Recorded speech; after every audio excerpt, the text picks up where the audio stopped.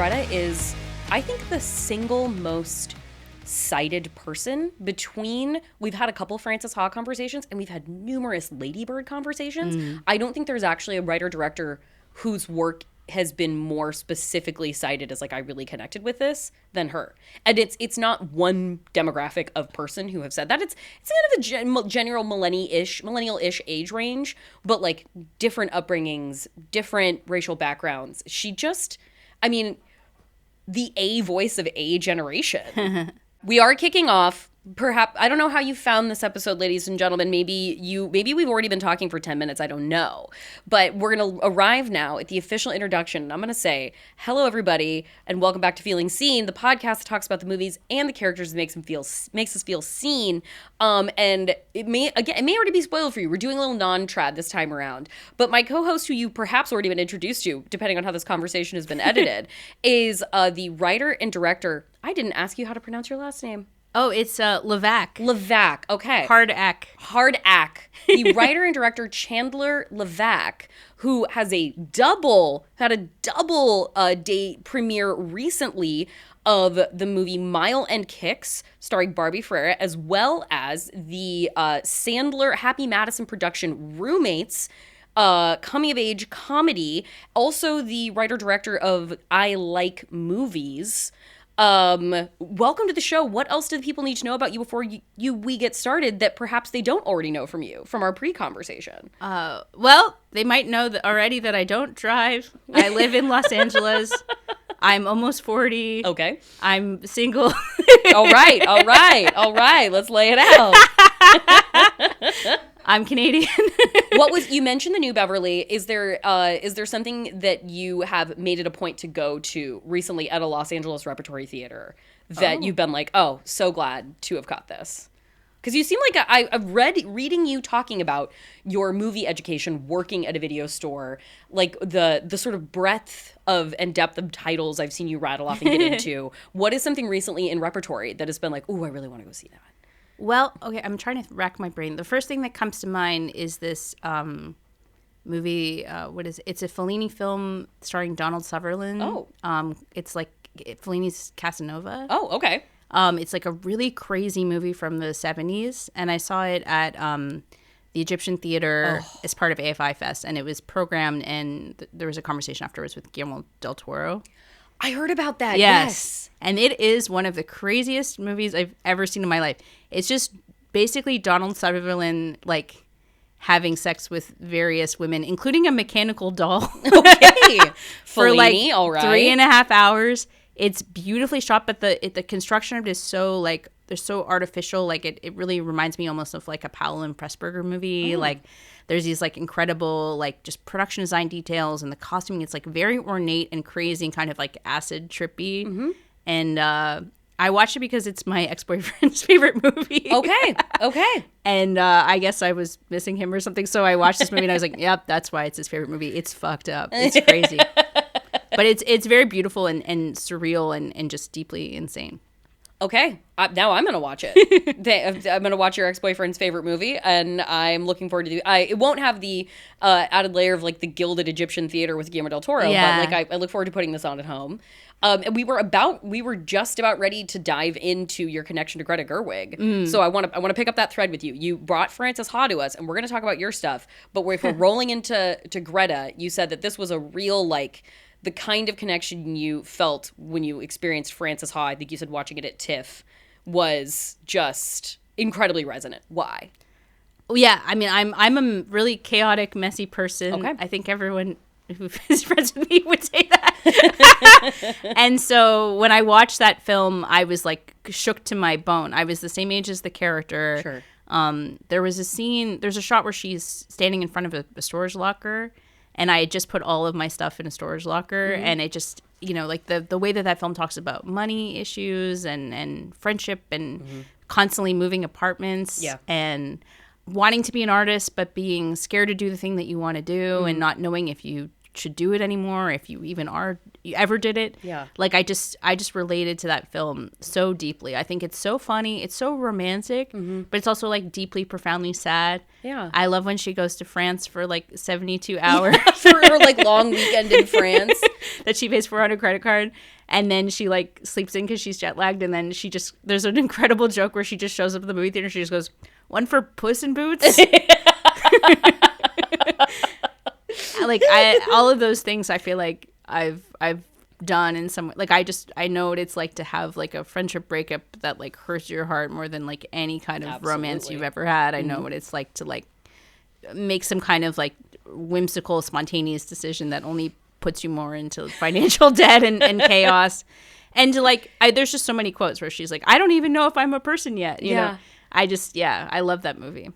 Now, with a, if there is a sort of signature of a chaos, a sort of high frequency of operation, how do you channel that across the so many responsibilities of being a director? And you've worked now at a studio comedy level with Roommates, and then the most like low budget level with I Like Movies, and then obviously you have Mile End Kicks. How does that energy channel throughout that really broad-shouldered responsibility of like pushing a movie across the finish line?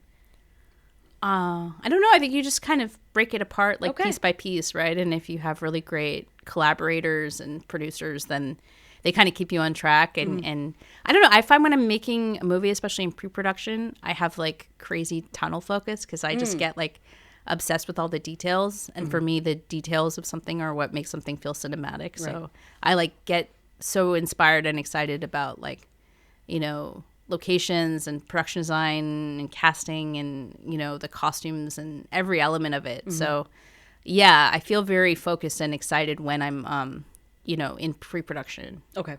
Is that kind of, does that kind of focus come when you are really excited about something, or is it kind of transitive, like, no, I can lock in and make it work for like a job that's just a job, or is it kind of like, I know that this is something I have to do when like the tunnel vision kicks in? I mean, I think it's probably different if it's like a personal passion project versus like a yoga commercial, which please hire me for yoga commercials. But I bet I could get excited about like a blueberry if I put my mind to it. I think with your creativity, you absolutely could do that. You could find the profundity in this blueberry, the fun and soul in this blueberry. Yeah. And I kind of dig into that because and I'm sure I've brought this up on this show before, but one of my favorite Q&As I've ever gotten to do was for Little Women. Oh, wow. And wait, you interviewed Greta Gerwig? Yeah.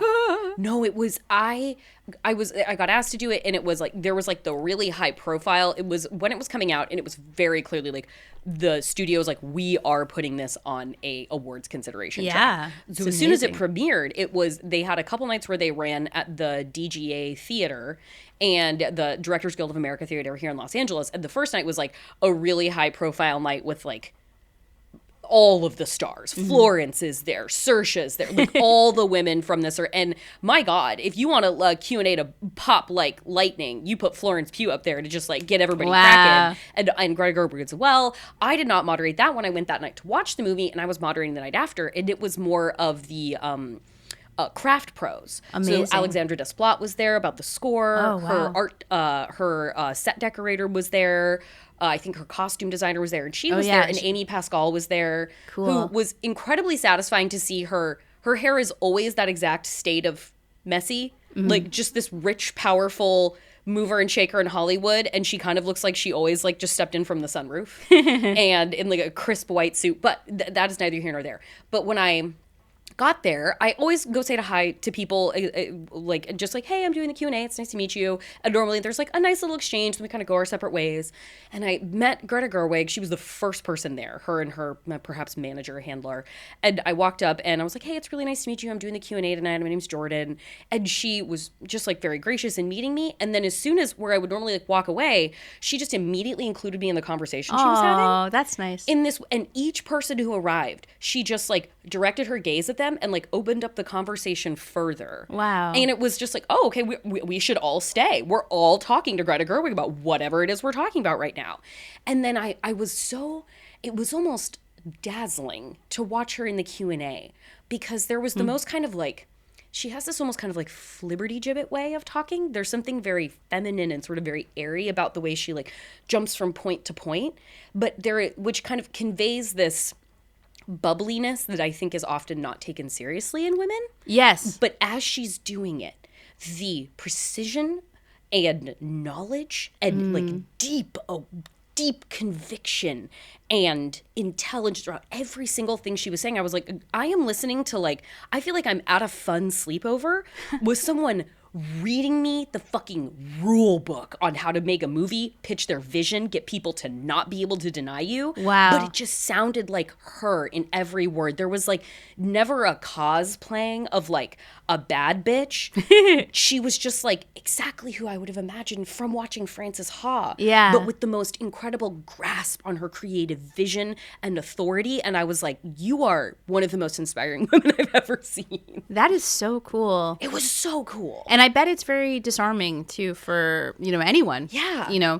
And it probably makes you, really believe in that person, be so excited to collaborate with them. And, I was thinking about this a lot because I love watching Mike White on Survivor. Yeah. And I feel like the reason that Mike White is so good at Survivor is the same as why he's so good at making films, which is like making a movie is kind of like winning Survivor. You have to like build alliances and get people, to do things, but make them think it's their idea and like, subtly like try to make these power plays, but also like be very innocuous but also be friends with everyone and be like very likable. And there's a lot of. But be in charge and be their boss. Yeah. There's a lot of code switching. There's a lot of like, how do I sort of shake up my social play to kind of like, build teams with people that are sort of against me, or there's a level of antagonism and break down walls and stuff. And and I think the challenge for me as a filmmaker has always been like, how do I bring myself to it so I'm not doing anything that's like disingenuous? Like Totally. I want to like just like Greta Gerwig like really passionately convey my vision and what I'm excited about, and really find that like genuine connection and like truth and collaboration. And then sometimes you're up against like these unseen forces of like money and time and capitalism and some person's agenda of what they think the movie should be, then they financed it, but it's and so it's just like very interesting to kind of navigate all these personalities. And I want to find a way of doing it with like a lot more lightness and joy, like the way that it seems kind of easy for her to just every project when she talks about and almost like dressing in theme sometimes on set when she's shooting. Yeah. But I've said that before, and so I'm like, I want to have name tags, and they're like, no one will wear them. I'm like, oh, okay. But what if I'm the director and I say so? It doesn't. They just don't want to do it. Why is that, you think? I don't know. Maybe it's different when Greta Gerwig says it. Maybe it's different when Greta Gerwig says it. Maybe. So yeah. Well, that was and something I found that. You're not the first. I believe it was Mary Herron. Oh wow, I love Mary Herron. She talked about His Girl Friday. Great. And she came up first as a journalist. Yes, me too. Exactly. Yeah. Yes. That's what I wanted. And I like my path is through journalism to hear it and getting more like gotten like transitioned into like filmmaking and whatnot. But I think it is a phenomenal training ground for exactly all the kind of hats that you just mentioned having to wear, and that like manipulating to get people to, but without being manipulative and disingenuous. There is such a sort of personality dance and a malleability that you have to have in knowing your audience and reading a room when you're a journalist, and you were an arts journalist, you were a music journalist. Mile End Kicks is derived from your experience at that time in your life and the Montreal music scene of the early 2010s. And so I wanted to hear about that as like, what are the things, like what did that do as a sort of training ground, as a sort of knife sharpening for like a career transition later into becoming a filmmaker? Yeah, I mean, all the filmmakers that I really admire, like Cameron Crowe, Nora Ephron, Billy Wilder, they were all journalists first. And I think that it's actually like an incredible skill, especially for screenwriting. Okay. Because, sometimes you're like interviewing Armie Hammer at TIFF. Yeah, right. In a hotel room, pre-scandal. Right. About Hotel Mumbai, like the film he made after Call Me By Your Name. and you have like 15 minutes to basically have him tell you his life story. To establish rapport and get a good quote and have enough for a story. My God. And you know, it's like, it's such a bizarre job. Yes. Because in a weird way, you have all the power, but you also are talking to a very powerful person, and the publicist, of course, is right there. Yeah. And yeah, you just have to build this like very intimate connection where the person's going to tell you like their deepest or darkest secrets, and open up to you. And yeah, it is a level of like disarming someone and sort of Greta Gerwiging them. Yeah. A real Gerwig job there. And I started doing that when I was like 18, 19, 20, and I guess I was really good at it because maybe because I was so young, so people wouldn't. I was just like, oh, this little child with a tape recorder and like a badly fitting like Urban Outfitters blazer. There's a novelty to that. There's a novelty. Like there's that. There's like I forget her. I think it's like Taylin something, but a little girl who does like red carpet interviews and like sit downs with very high profile celebrities, and she's the most like precocious small broadcast journalist imaginable. But like the way that people connect with her innately because she's like 9 or 11 is like that disarms people a bit. Like she has that, she's not doing it cynically, she can't choose to be 9, but like it does give her a kind of an edge with people because it's like, oh, I see you as this kind of like in this costume that you're wearing, and like I'm ingratiated to you for that. It's like a job about power in some weird way. And then you just have this like raw material, and you sort of have to like narrativize it and turn it into like an arc of someone's entire life, which is crazy. Yes, it's crazy. Sometimes like 2 hours before your deadline. You know? That 12-minute phoner has to become like an entire feature on this thing that's coming out. Yes. Like I interviewed Amber Heard once for this fake publication called Malibu Magazine. Okay. Maybe it's still around. Yeah, I've heard of that fake publication. Yeah. And I had to talk to her for maybe like half an hour, and I had to write like a 8,000 word cover story. Wow. And they wouldn't let me watch like the movie that she was promoting. Awesome. And I think I didn't really get to talk to anybody else about her. So I just had to like extrapolate from this. I think this is really important as counter programming to like anti-journalist propaganda where it's like, oh yeah, they just get paid by studios and they're shills and like critics are all in the tank for like big corporate PR. It's like, no, this is what it is to be covering entertainment journalism. Yes. It's this. And then it's like the emailing the editor like, can I get paid? Please? They're like, great, it's net 75. Yeah. It's like, okay, awesome. I'll figure things out in between now and then. Yeah. Well, a thing about like thinking about Frances Ha in how I've read you talking about like making your first movie, and kind of like you cared about your first movie, but you had like, it was like, okay, make this micro budget thing first, and if that you make that and it's good and it goes off, like then we can make your more expensive movie, your more like labor intensive movie. You wanted to shoot Mile and Kicks in Montreal, and you were getting like this pushback of like, can't we just make Ontario look like Montreal? And you're like, no, we can't. And so I've read you talk about like those two movies being so personal to you as like coming into your career as a filmmaker being like, I just felt like I had to make a movie or I was going to die.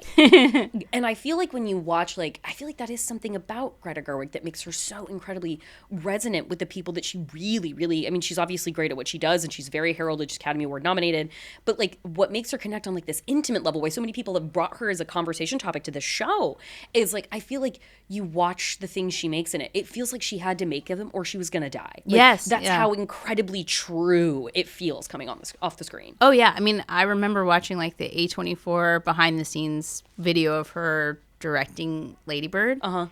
And you know, it's that shot, it's like Saoirse Ronan and Lucas Hedges, and they're like running around in the rose garden, and Greta's like, no, kiss her. Oh.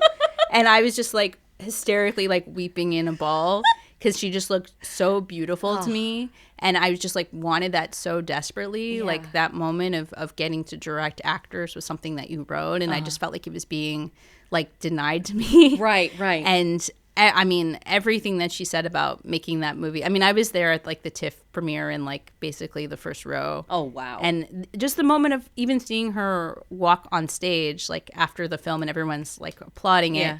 And she was crying. And it was just so moving to me. And I was like, all I want is that moment where like, you know, you've just made something that's so personal to you. And then you get to step out in the audience, having people having just seen your film. And it's just, it was really beautiful and very profound. Like, she just seemed extremely moved. Mm-hmm. Well, yeah, God, with Frances, she would have been so young then. And that's really like, that's like the establishing section of her career where like the idea of Greta Gerwig is being invented out of largely like out of Frances Ha, and that identity is being formed. Like, so that like thinking of her at that time and place and coming out and hearing that applause and at TIFF, like this award season kickoff festival that it is. And it's all these high profile movies. I can't imagine.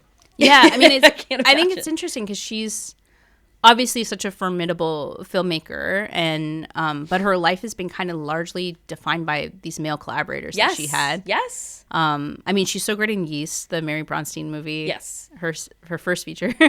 But like, yeah, the kind of partnerships that she had with like her ex-boyfriend Joe Swanberg, you know, Nights and Weekends, I think is like a really extraordinary movie that was her first directorial credit, but people don't. They kind of negate it, unfortunately. And then, just kind of being amused in like all of these different mumblecore films, you know, with like the Duplass brothers and Andrew Buchalski and stuff. And then, and then she meets Noah Baumbach. And, you know, I think her performance in Greenberg is like extraordinary. Yeah, yeah. And she really is like the heart and soul of that movie.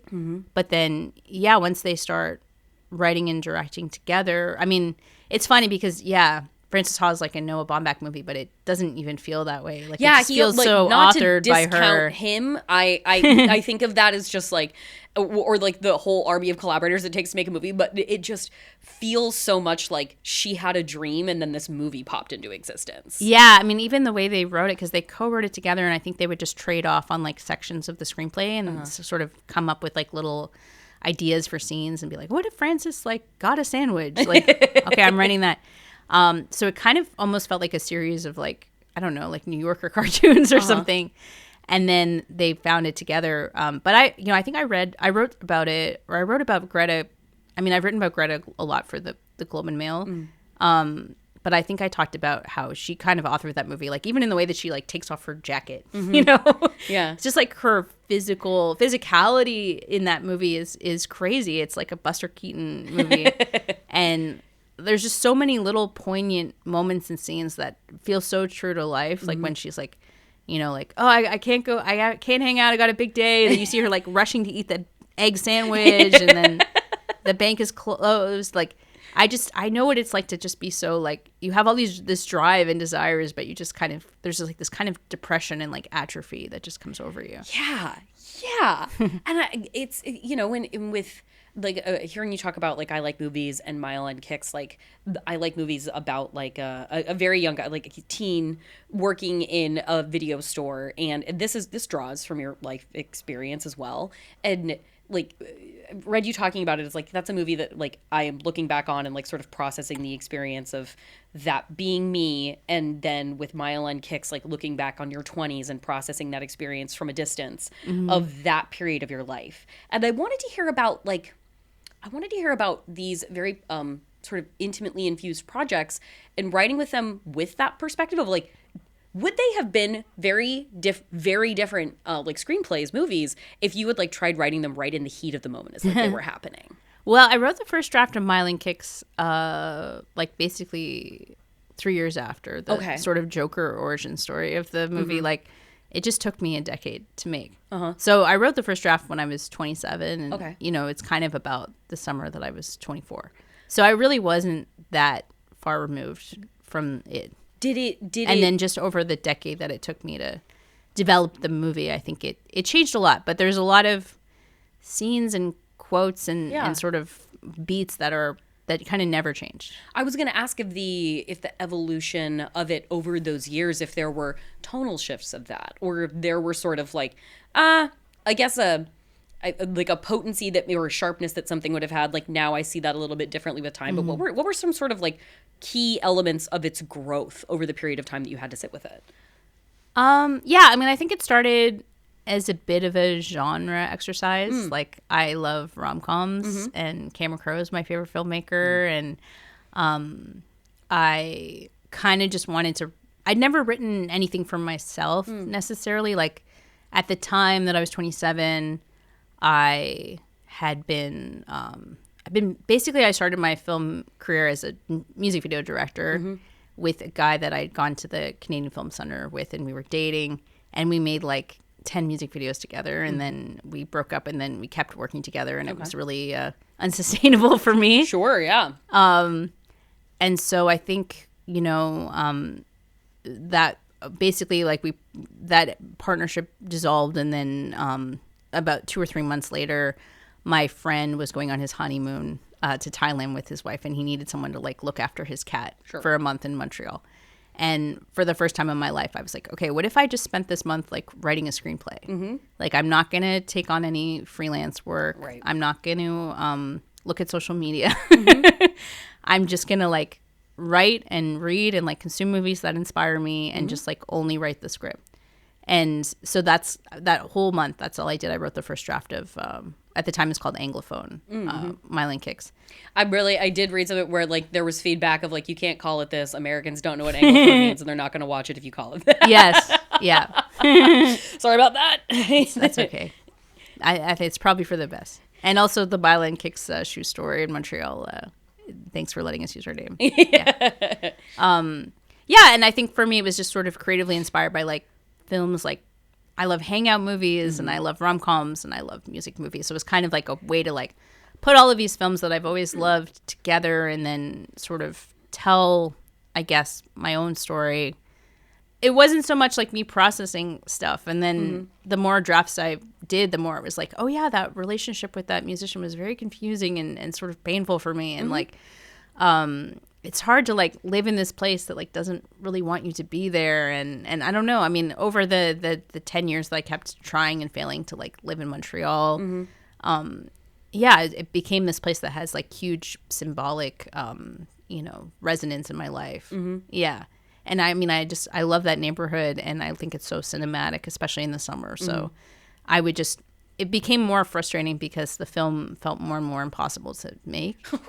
I'm sorry, that's a horrible feeling. So I would just like literally like walk around the Myland, like saying the dialogue to myself, like in alleyways past like Hasidic Jews, and be like framing, the bagel shop with my hands, and like shot listing on the megabus and getting people to take pictures of me on the megabus. Like, it really was this like dream. And then it felt like when I tried and failed to make the movie in 2018, I was like, and I Like Movies kind of was the birth of that.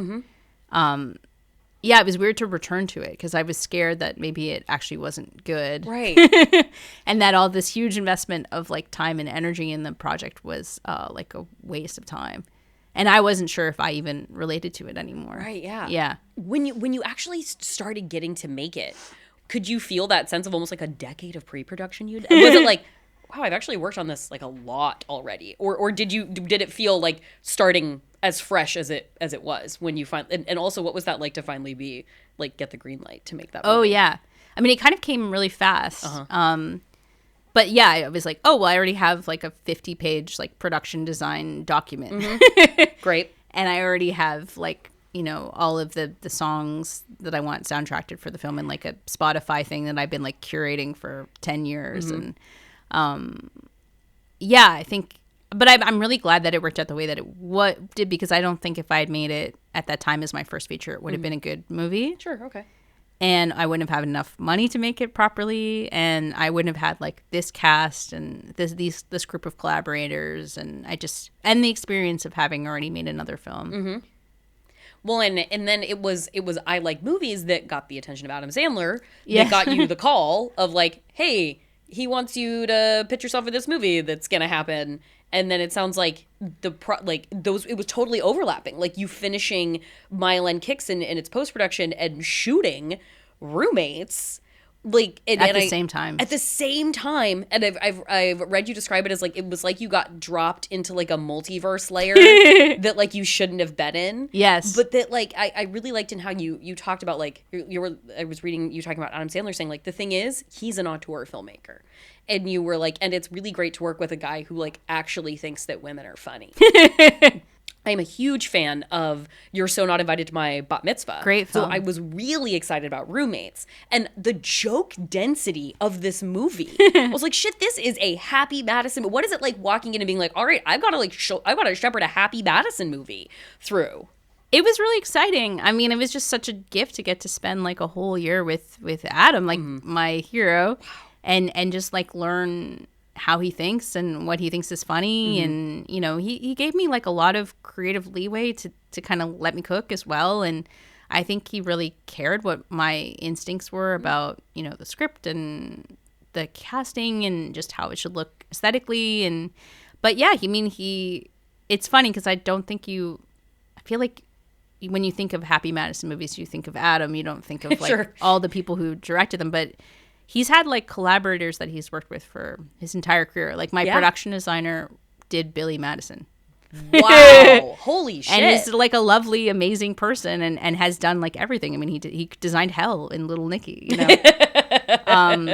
And so, yeah, he has these like incredibly vaunted collaborators like Ann Paula, the hair and makeup designer. Like she was nominated for an Oscar for Click. Like these are like... We have had the critic Amy Nicholson brought Click as her feeling scene. Wow. Her feeling scene choice. I think it's one of the most intellectually rigorous episodes we've ever had. Absolutely. I that's a very deep movie. Yeah. I mean, he goes like way existential. And when you think about the actors that have been in Happy Madison movies, it's like Al Pacino, John Turturro, Nicole Kidman, Steve Buscemi. Like, it's like an honor to make one of these films. Or like, you know, it's like cinema history. You're doing post-production on Mile End Kicks while you're blowing up Carol Kane with a turkey deep fryer. I know, I still feel bad about that. What an out of body. And I've really been impressed by his daughters and their abilities on screen, and I loved Chloe East. Oh my gosh. In The Heretic. What was it? The Heretic? Yeah. And she floored me. Like she's in there going punch for punch with Hugh Grant and Sophie Thatcher, and I was like, this girl is amazing. And seeing her in something such a different mode with this she's outstanding. It's such a funny movie, you guys. Thank you. Like, please go watch Roommates on Netflix. It is so entertaining. And these movies came out within, was it like weeks of each other, or like a week of each other? They were on the same day. The same day. Wait, and that feels like such April 17th. You're like, I'm getting a tattoo. Wait, which is not even like a month ago, which is crazy. Yeah, that isn't even a month. We're like 3 weeks out from that right now. It's weird. That feels like as crazy and with like in rare as that is, it also feels so much like so indicative of the like wanting to be a filmmaker experience of like it was years and it was years and it felt like it was never going to happen, and I felt I didn't even, am I even a person, am I even a director, like, and then suddenly it's like, oh yeah, and then I made this movie, and then it just kind of happened so quickly that I made my second movie, and then my first movie got me my third movie, and then my second and third movie came out at the same time. It's like, ain't that just the way? Yeah, when it rains it pours. It rains it pours. But you're right. I guess if you had told the girl that was like literally in a ball crying to like A24 special features I'm saying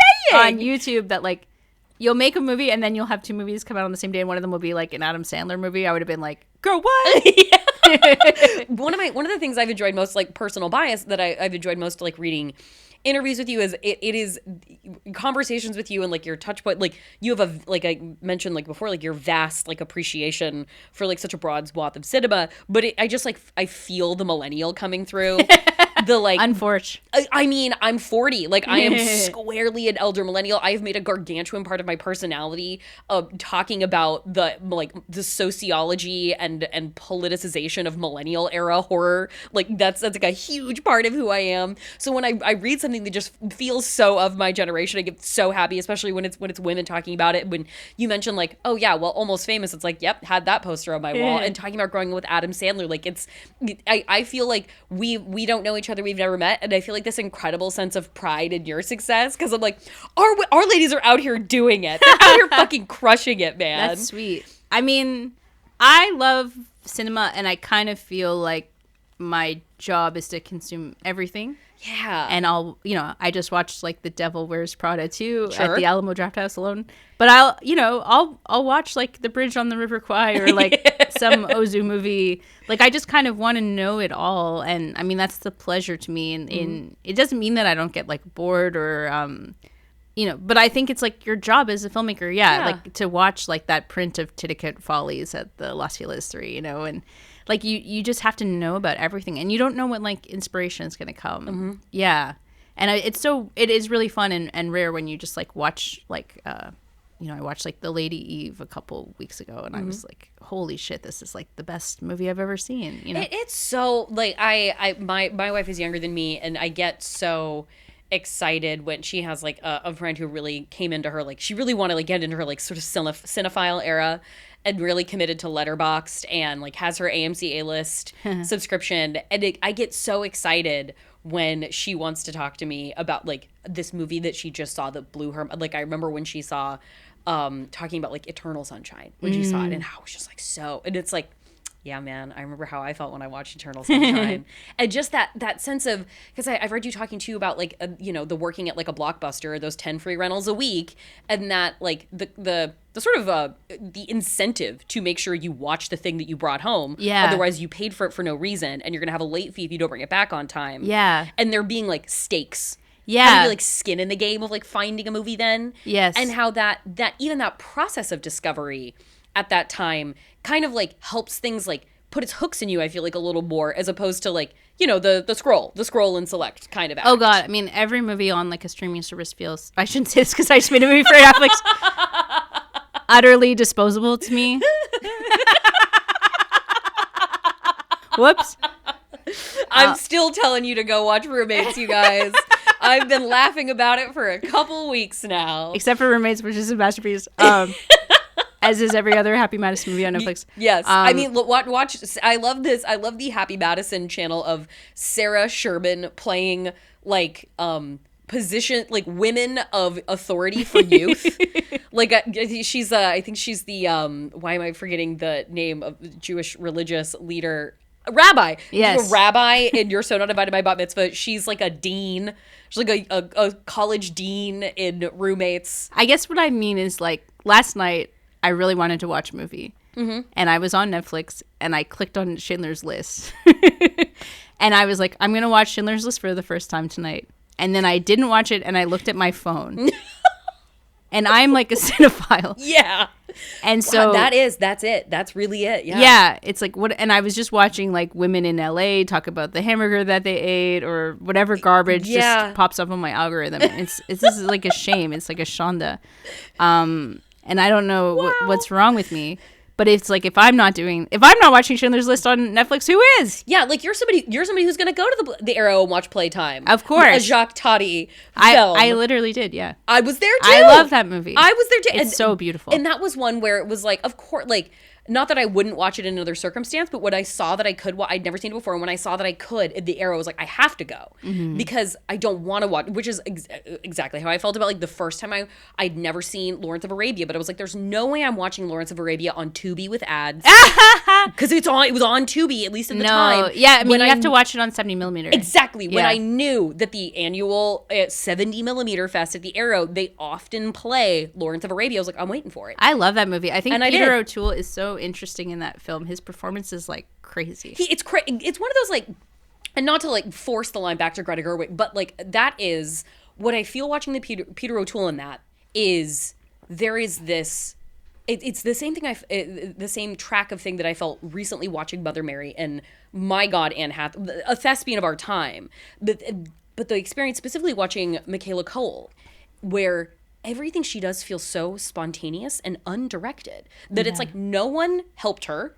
There is no director. It's just her in front of a camera and her instincts. And that feels like part of the magic of watching Greta Gerwig on screen, and what she imbues into the characters that she writes and directs is there feels like there's such a naturalness and a spontaneity to, and she gets incredible actors to bring her dialogue to life. And like watching her feels like it's so of the moment. Like you just feel like Noah Baumbach like shouted a prompt and then she was like, okay, I'm going to live this scene in Frances Ha. And that like that kind of, when you watch something that feels like it is coming out of thin air, and that is exactly what I feel watching Peter O'Toole in Lawrence of Arabia. Like that is, I guess, from the perspective of a director, like when you are working with your actors and like you said, like, I want to be able to direct actors and I want to have, I'm going to cry through this A24 special feature.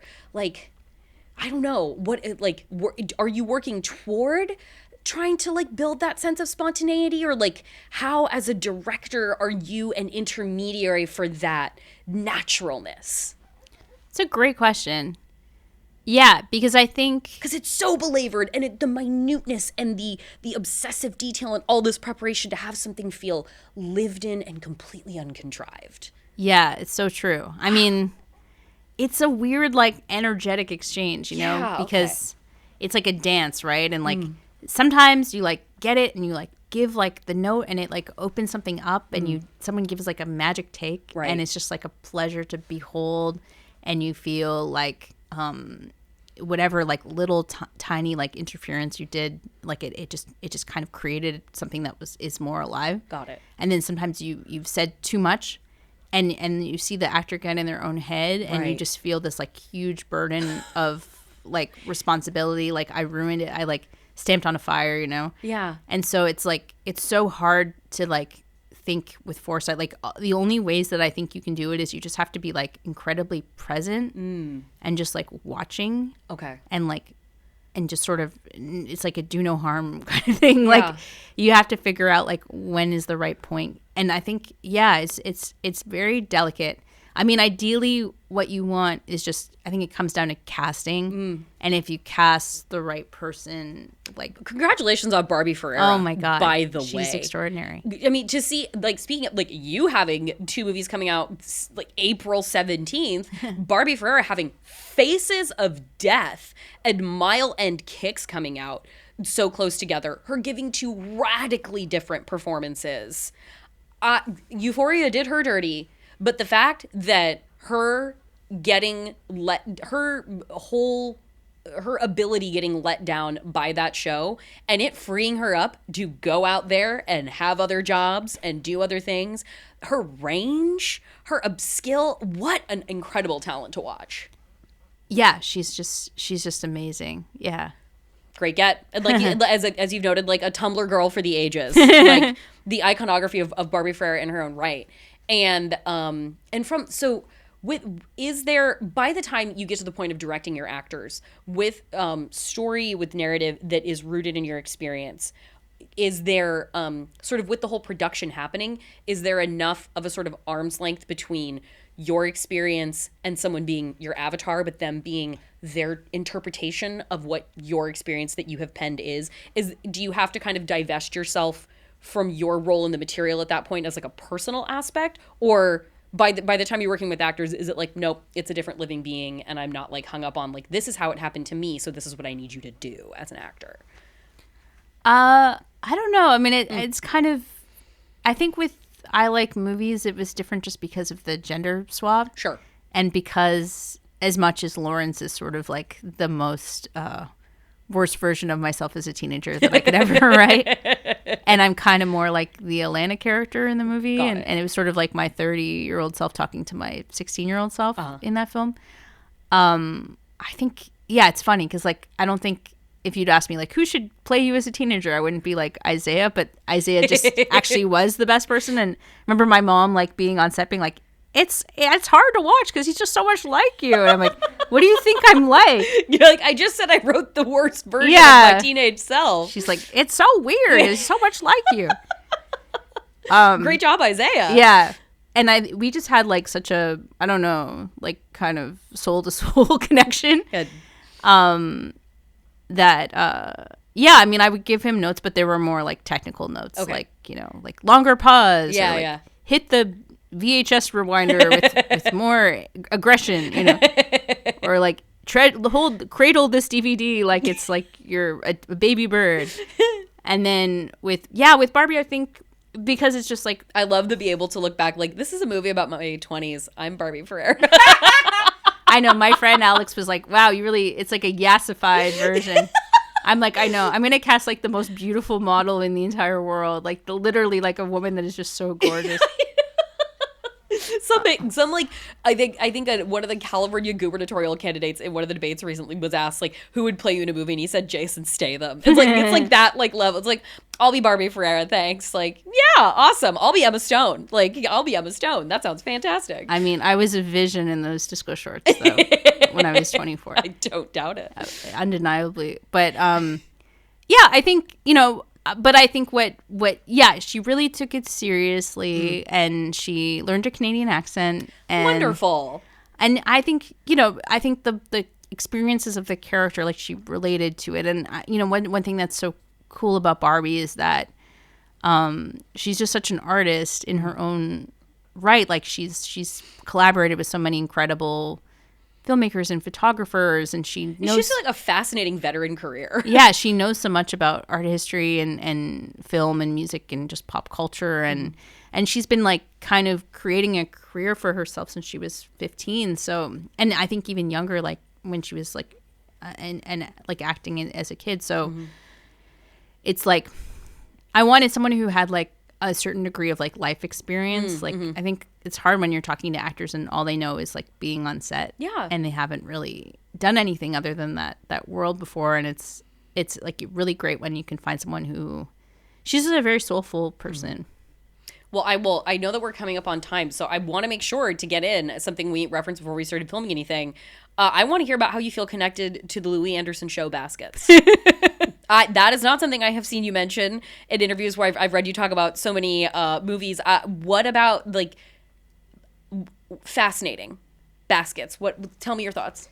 I just love baskets, man. Okay, yeah, I want to pump baskets. I like want people to know about this. I love Christine. I love Louis Anderson's character. I really think that she's like the sweetest and most compelling character I've ever seen in a TV show, and that show is so funny. I mean, it's got Martha Kelly too. It's just got a stellar cast, and I don't know. It's not unlike anything I've ever seen. I mean, it was kind of like the heyday of FX. I was like, this was like the zenith Atlanta. Of FX, really not doing it like anyone else. Yeah, and I mean, it inspires me. Like I've thought about maybe writing a TV show, and one thing that's exciting about television is just that the way that you can explore like interiority and narrative like over many time, and you kind of get to decide the fate of your characters and sort of play God a little bit, and you can tell a whole episode from like a peripheral character's point of view, or a bottle episode where they just do something small. And I don't know, there's something with the form, like I feel like very intimidated by it coming from features, because it's just like you can do anything.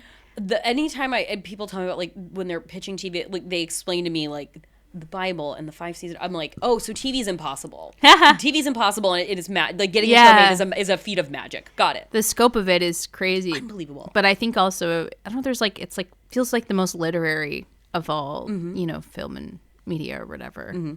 So yeah, baskets to me is like that. I just like it. It's so idiosyncratic and fun. Okay, that's the baskets button is that's exactly how I want to go out with it. Thank you so much for coming on the show, Chandler. It was so fun having a millennial Kiki with me God. Here on Feelings. It's so funny because Isaiah's always making fun of me for being a millennial.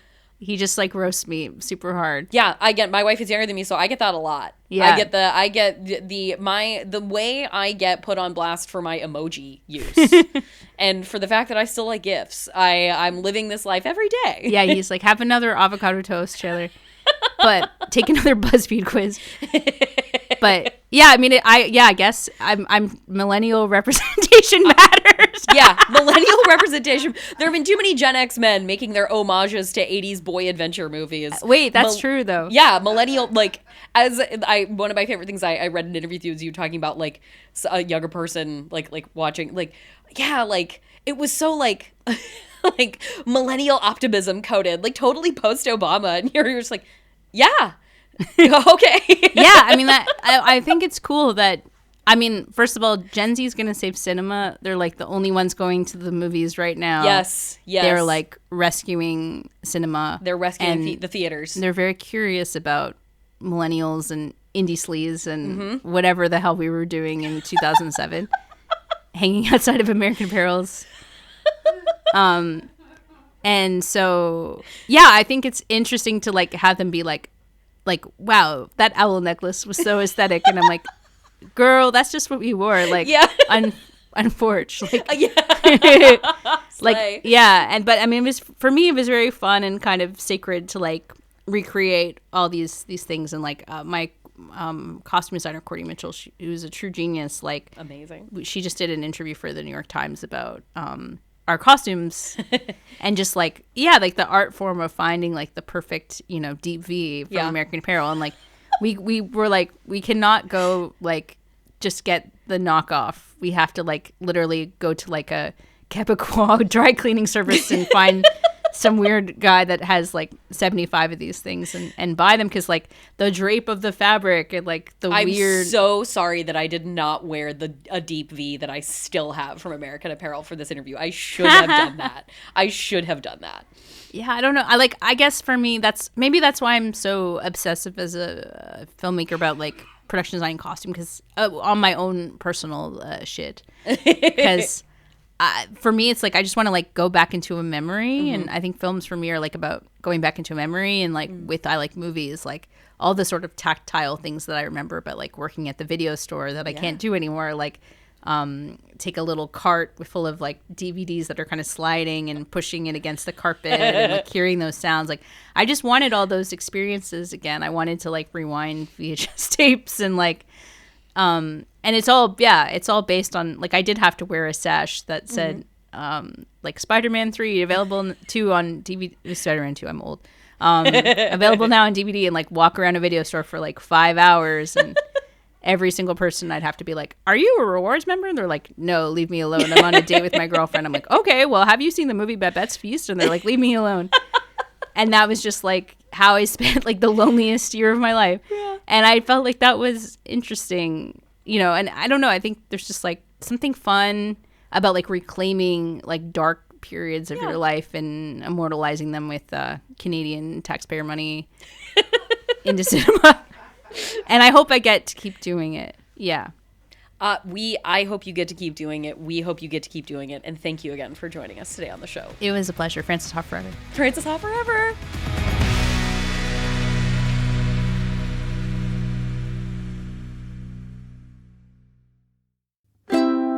Maximum Fun, a worker-owned network of artist-owned shows. Supported directly by you.